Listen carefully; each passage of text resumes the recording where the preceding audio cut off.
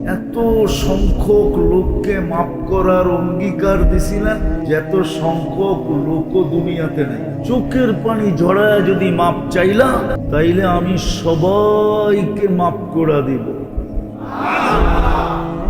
মাপ চায়া তো দেখ, মাপ না করলাম তো তারপরে বলিস, কিন্তু মাপ তো চাই না। সুযোগ তো আমাদেরকে দিতেছেন। কালকে এই চেহারাটা কি করে দেখাবো যে আমাকে এত সুযোগ দিলেন? ফরজের ঘাটতি পুরা করার পরেও যেন বিরাট বড় একটা ঘাটতি থেকে যায়, সারা দুনিয়া ওই ঘাটতি দেখা যেন তাকলাই যায়। এক রাত্রে ৮৩ বছর তো বাদই দিলাম। এটা কি সুযোগ না? সুযোগ না?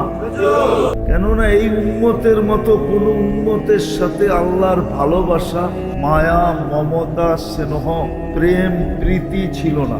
এই উম্মতের সাথে যতটুকু আল্লাহর এশক বোঝেন, ভালোবাসার শেষ স্তর। এই জন্য এই উম্মতকে সুযোগ দিছেন।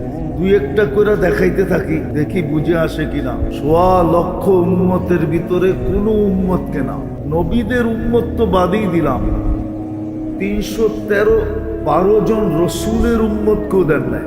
৩১২ জন রসুল তো বাদেই দিলাম, কিতাবদারি ৩ জন নবীর উম্মতকেও দেন নাই। কিতাবদারি ৩ জন নবীর উম্মত বাদ দিলাম, ৪ জন উলুল আজমি মিনার রসুল, এদের উম্মতকেও দেন নাই। যেই সুযোগটা আল্লাহ এই উম্মতকে দিয়েছেন।